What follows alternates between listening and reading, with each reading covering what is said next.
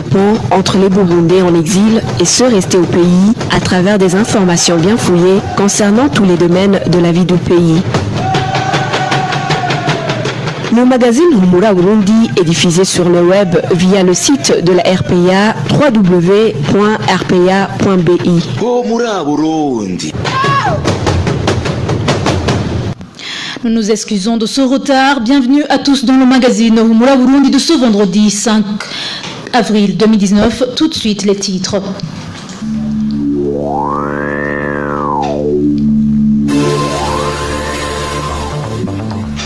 Une femme a été tuée et un nourrisson blessé suite à une attaque à la grenade perpétrée ce jeudi soir sur la colline Buhinyuza en province Muyinga.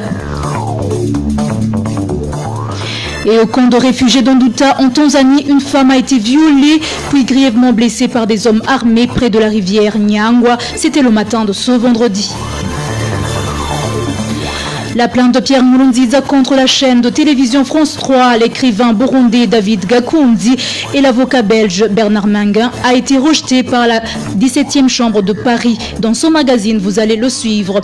À la présentation, Nadejila Kodze, à la cabine de son MSTV Nyungeko.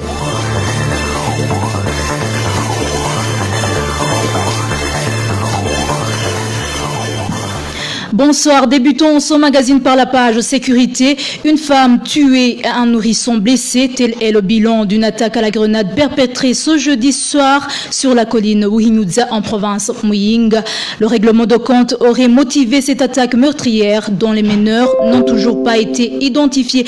Plus de détails avec Emmanuel Ndaishimiye. C'était ce jeudi vers minuit lorsqu'un groupe d'hommes armés a attaqué le domicile de Claude Nimbona alias Chaban situé sur la colline et commune Buhinyuza, province Muyinga. Les sources sur place indiquent que ce groupe a tiré des barres et lancé des grenades à travers la fenêtre de la maison. La femme de Claude Nimbona, connue sous le nom de Léonie Nzitunga, est morte sur le champ et un enfant de 5 mois a été blessé au niveau du poignet. Claude Nimbona, surnommé Chaban, a pu s'échapper. Cette attaque survient alors qu'un dossier avait été ouvert au parquet de Muyinga qu'il l'accusait de lui avoir volé 70 000 francs burundais. Dans la matinée de ce vendredi, la police s'est rendue sur le lieu de l'attaque et a trouvé des douilles, des cartouches et une grenade défensive non explosée. 2 personnes ont également été arrêtées par la police pour des raisons d'enquête.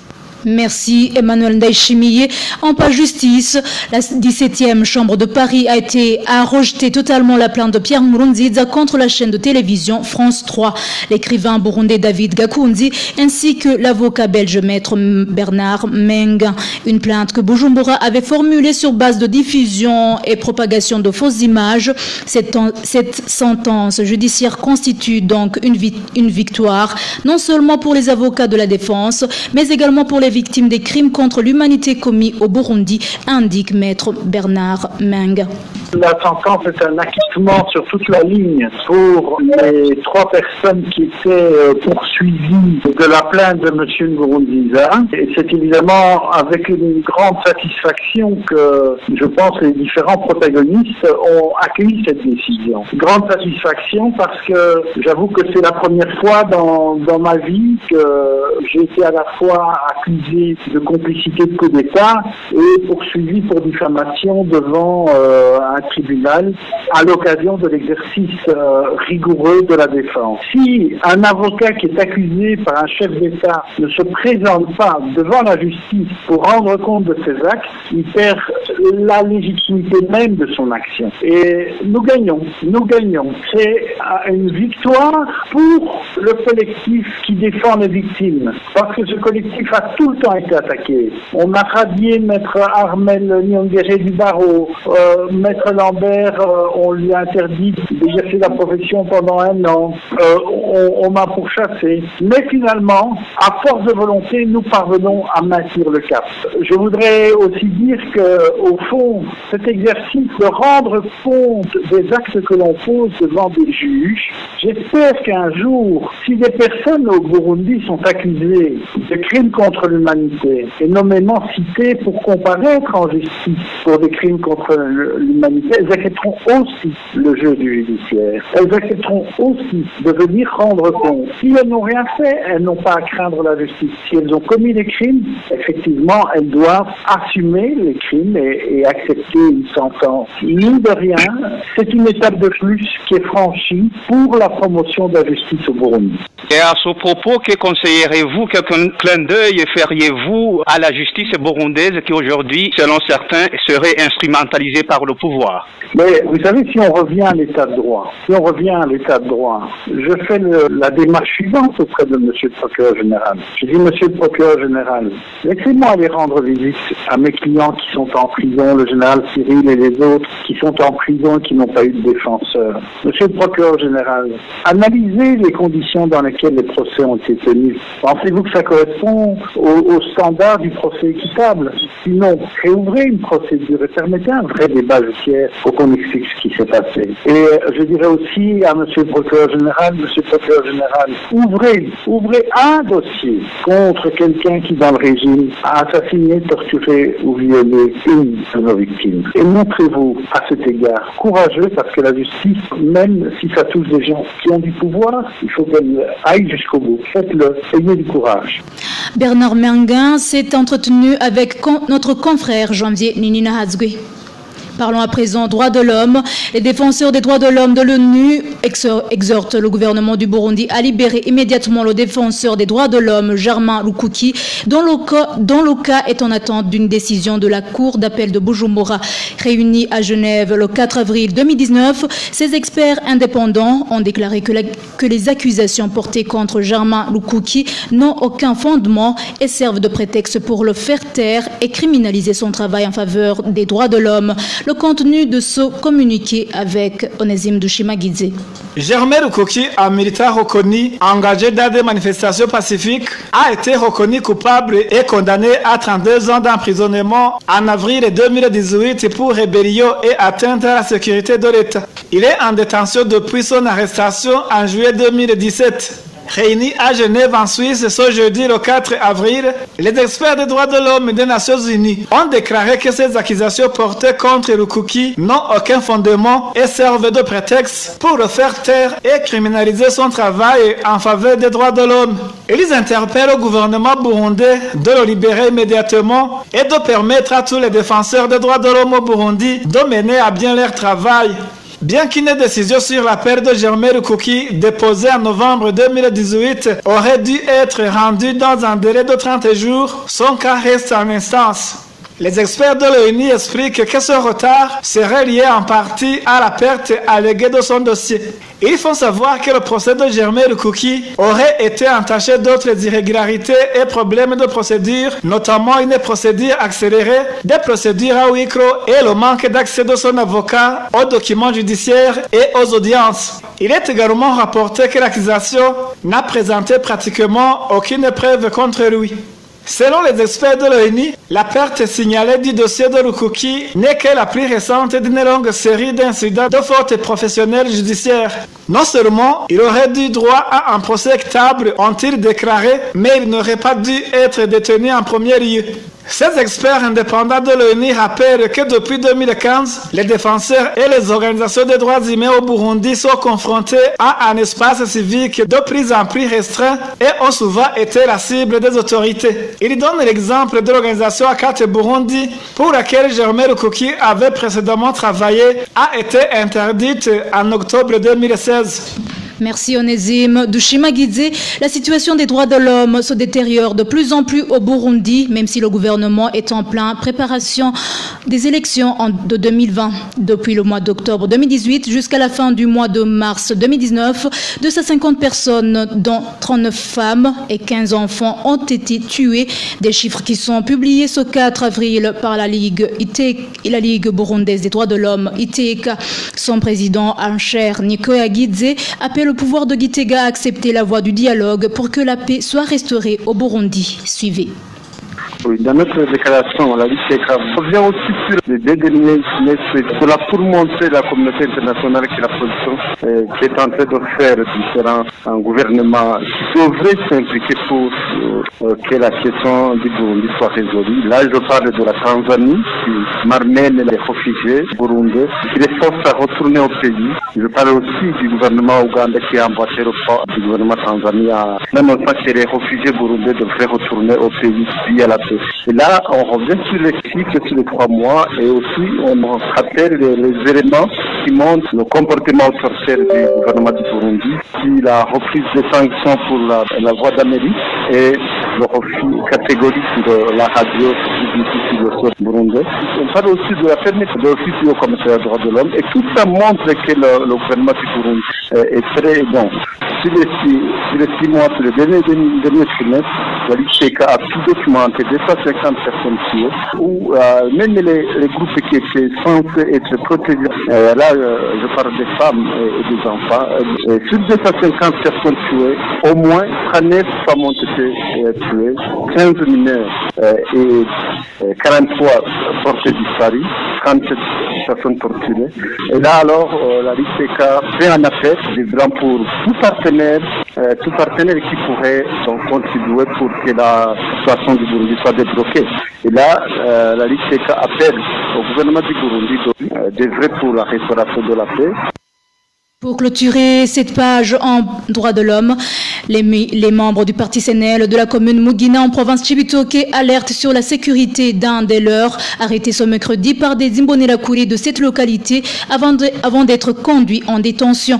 Le crime reproché à ce citoyen serait d'avoir quitté le parti au pouvoir, le CNDD-FDD, pour adhérer au parti CNL. Le point avec Marie-Ange Ilakodze. Elias Sinzinghayo est un agent de la Régie des eaux. Ancien Imbonerakure, il vient récemment d'intégrer le parti CNL nouvellement agréé. Ce mercredi soir, il a reçu la visite de ses anciens compagnons et en a profité pour leur annoncer la nouvelle, une nouvelle que ces derniers ont eu du mal à digérer. Ce fut le début d'une longue séance de passage à tabac. Un des membres du parti CNL témoigne. Après avoir avoué à ses anciens compagnons qu'il avait changé de camp, ces derniers se sont rués sur lui et l'ont roué de coups. Il l'accusait de les avoir trahis et d'avoir trahi leur cause. Le meneur de ce groupe de jeunes du parti CNDD-FDD est un Imbonerakure surnommé Umenyi. Par après, ils l'ont emmené avec eux sur ordre du représentant de cette ligue de jeunes du parti au pouvoir au niveau provincial. Selon la source de la RPA en commune Mugina, Elias Sinzinghayo a par après été conduit au cachot de cette commune où il passera de nuit avant d'être transféré l'après-midi de ce vendredi au cachot de commissariat de la province Chibitoke. Pour le moment, les membres du parti CNL en commune Mugina disent craindre pour la sécurité du leur et en appellent aux défenseurs des droits de l'homme pour secourir ce citoyen. Un jour, tout ça va leur exploser à la figure. Où est cette démocratie tant chantée? Qu'on nous laisse adhérer dans un parti de notre choix. Nous demandons aux défenseurs des droits de l'homme de suivre de près ce dossier pour que notre frère ne soit victime de son appartenance politique. La rédaction de la RPA a essayé de joindre Taden Zeimana, responsable de la Ligue des jeunes Imbonerakure en province Chibitoke et qui se trouve être à l'origine de l'arrestation de ce membre du parti CNL, mais sans succès. En page diplomatie, rapatriement complet de 1000 militaires burundais de la MISOM, comme décidé par l'Union africaine en décembre 2018. Le dernier groupe de 200 soldats a pris l'avion à destination de Bujumbura pendant la journée de ce vendredi. Avant son rapatriement, il y avait eu une résistance de la part de Bujumbura qui estimait que la mesure de rapatriement était injuste. Des menaces pèseraient sur certains d'entre eux pour avoir été indiscrets sur le mauvais traitement qu'ils ont dû subir pendant la période de séjour imposée en Somalie. Le contingent burundais de la MISOM compte aujourd'hui près de 4500 militaires. Il reste le second pays contributeur des troupes après l'Ouganda qui compte environ 6200 soldats au sein de la MISOM. En page politique, commémoration ce samedi du 25e anniversaire de la mort du président Cyprien Ntaryamira suite à un crash d'avion survenu à Kigali. Le parti Sawanya Frodebu demande au gouvernement burundais de mener des enquêtes pour que la vérité sur sa mort soit connue. Pierre Claver Nahimana est le président du parti Sawanya Frodebu. Depuis cette date, bien entendu, nous constatons qu'il n'y a aucune enquête sérieuse qui a été faite pour déterminer les vrais coupables. Bien entendu, nous condamnons fermement, nous l'avons déjà fait, nous réitérons nos condamnations fermes à l'endroit de ce crime grave, ainsi que les commanditaires qui ont commandé cet assassinat, ainsi que les exécutants. Alors, comme effectivement il n'y a aucune enquête qui a été mise en place pour déterminer les coupables, alors nous demandons au gouvernement burundais de s'organiser, de mettre en place des procédures qui pourraient l'aider à trouver la vérité. Donc le pays pourrait mettre en place son propre système en se faisant aider par des experts internationaux, par des organisations internationales qui sont outillées pour ce genre de travail, pour que le pays puisse connaître la vérité. C'est la première chose que nous demandons. La deuxième chose que nous demandons, bien entendu, c'est que le gouvernement puisse mettre tout en œuvre pour aider, assister matériellement et financièrement les proches parents de feu le président Nadia Mila-Cyprien, parce que bien entendu, lorsqu'il est mort, il était au service de la nation.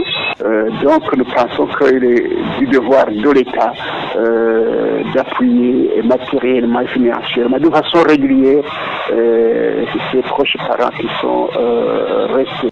C'était Pierre Claver Nahimana, président du parti Sawanya Frodebu. En page gouvernance, un délai ne dépassant pas 2 ans et l'échéance accordée aux personnes qui voudraient saisir la Commission nationale terre et autres biens pour déposer leur dossier. Selon le porte-parole de cette commission, la nouvelle loi qui régit la CNTB ne lui octroie qu'un mandat de 3 ans, un mandat qui pourrait éventuellement être prolongé une fois que les dossiers déposés ne soient pas encore épuisés, précise Dieudonné Bonima, porte-parole de la CNTB. Suivez-le.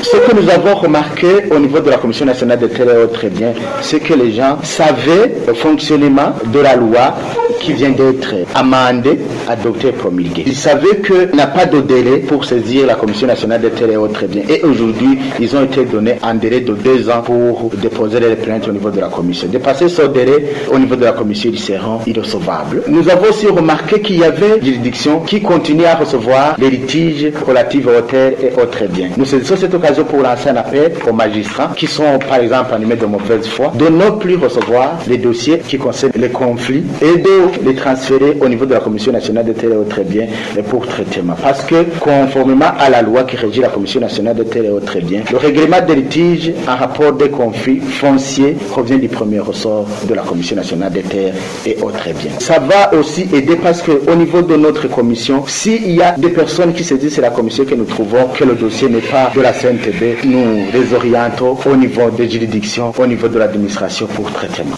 C'était Dieudonné Mbonima, porte-parole de la CNTB. En page société, grogne chez les commerçants et propriétaires des maisons commerciales en location de la commune et province Makamba. Pour cause, ils dénoncent de lourdes taxes communales qui leur sont imposées, ce qui risque de pousser certains commerçants et plus particulièrement des simples boutiquiers à mettre la clé sous la porte. Jean-Pierre Nifachidje nous fait le point. La taxe communale annuelle est passée de 10 000 à 20 000 francs burundais pour toutes les maisons commerciales et boutiques de la commune Makamba. Les commerçants du chef-lieu de la commune Makamba se disent indignes de cette hausse qui a été décidée sans les avoir consultés. Nos sources sur place indiquent que, sur le crédit, les percepteurs des impôts, accompagnés par les policiers, sont passés pour collecter les taxes mini des cadenas. Une chose inhabituelle qui a beaucoup surpris et inquiété ces commerçants. Ces percepteurs communaux, poursuit notre source, ont exigé à tout commerçant de payer 20 000 francs au lieu de 10 000 qu'il paie normalement chaque année. Celui qui ne s'inquiétait pas, voyez sa boutique fermée. Ces commerçants, surtout ceux qui possèdent des petits capitaux, font savoir que si rien ne change, ils vont travailler à perte vu que tous leurs bénéfices seront embauchés par la commune. Les commerçants et propriétaires des maisons commerciales exhortent les autorités communales à revenir sur leurs décisions et d'appliquer les mêmes taxes que dans d'autres communes que compte la province de Makamba, surtout en cette période où ils sont confrontés à diverses contributions intempestives. À propos de ces lamentations, nous avons contacté Jafet Nungwanayo, administrateur de la commune Makamba, mais sans succès. Merci Jean-Pierre Nifachidje. Dans un instant, la page réfugiés. En page réfugiés, c'est encore une tragédie pour les réfugiés burundais du camp d'Onduta en Tanzanie. Une autre femme a été violée par des hommes armés le matin de ce vendredi dans la forêt non loin du camp. Étant dans un état critique, la victime a été retrouvée vers 10 heures gisant près de la rivière Nyangwa. En plus du viol, ces hommes armés ont introduit un tronc d'arbre dans les parties intimes de cette femme. Les réfugiés eux-mêmes, en connivence avec des Tanzaniens, seraient à l'origine de la perturbation de la sécurité des camps. C'est du moins le contenu d'un communiqué sorti ce vendredi par le bureau du responsable du camp d'Onduta. Dans ce communiqué, il a été demandé à tous les réfugiés de fournir anonymement toutes les informations susceptibles de faciliter l'identification de ces malfaiteurs. Vicky Chris Nineretse nous en dit plus. Le bureau du responsable des réfugiés d'Onduta en Tanzanie évoque des forfaits commis à l'intérieur et à l'extérieur du camp dans son communiqué de ce vendredi. Les auteurs de ces forfaits sont certains réfugiés en complicité avec les citoyens tanzaniens, selon le communiqué. Pour mettre fin à ces actes, le bureau du responsable du camp appelle tous les réfugiés du camp d'Onduta à fournir les informations sur toute personne suspectée. En conclusion, le bureau du responsable du camp demande aux réfugiés de rester dans le camp et de respecter les règlements du camp et les lois du pays. Du côté des réfugiés, il demande qu'il y ait des enquêtes transparentes et approfondies pour éviter d'incriminer les innocents. Ce que nous demandons au gouvernement tanzanien et au HCR, c'est de faire des enquêtes approfondies et transparentes pour qu'on sache la provenance et la destination des fusils. Il faudra enquêter sur ceux qui amènent ces fusils et ceux qui les détiennent pour éviter d'arrêter des innocents. Qu'on ne généralise pas. Nous, réfugiés, nous ne savons pas comment nous y prendre. Dans l'après-midi de ce vendredi, la police tanzanienne a arrêté 8 personnes. Parmi elles, il y a 6 réfugiés burundais et 2 citoyens tanzaniens. Vicky Chris Nineretse, le gouvernement tanzanien devrait respecter ses engagements internationaux relatifs à la protection des réfugiés auxquels il a souscrit.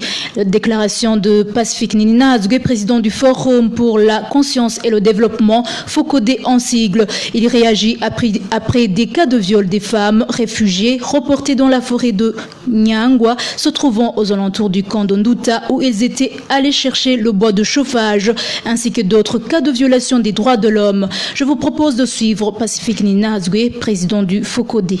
Nous sommes encore une fois préoccupés par les nombreuses informations qui font état de l'insécurité dans laquelle se trouvent les réfugiés burundais en République unie de Tanzanie. Nous avons appris que des femmes auraient été violées dans la forêt de Nyangwa, tout près du camp des réfugiés d'Onduta.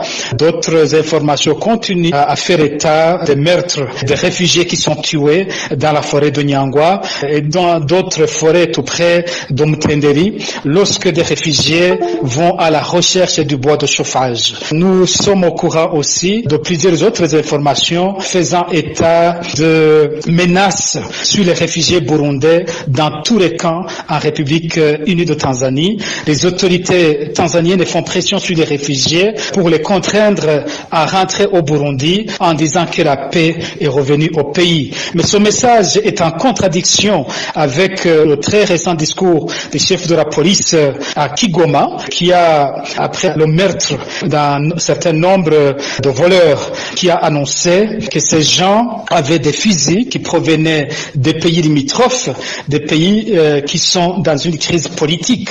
Et il a montré à cette occasion une carte d'identité d'un Burundais. Ceci signifie que la Tanzanie est bel et bien au courant que la situation politique reste tendue au Burundi, que le Burundi est en crise. Et dans cette situation, situation, nous ne comprenons pas que la Tanzanie continue à presser les réfugiés à rentrer, oubliant que si la paix revenait au Burundi, il n'y aurait personne pour pousser les réfugiés à rentrer.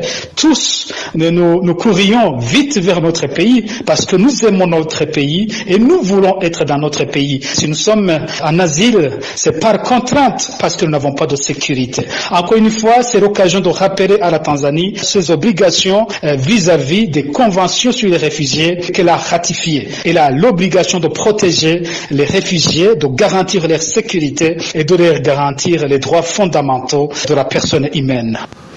C'est sur cette réaction de Pacifique Ninina Hadzgue, président du FOCODE, que nous clôturons le magazine Humura Burundi de ce vendredi 5 avril 2019.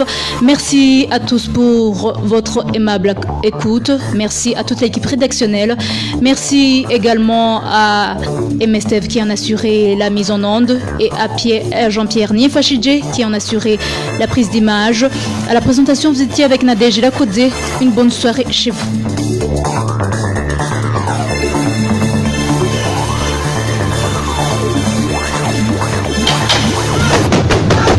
C'était le magazine Humura Burundi.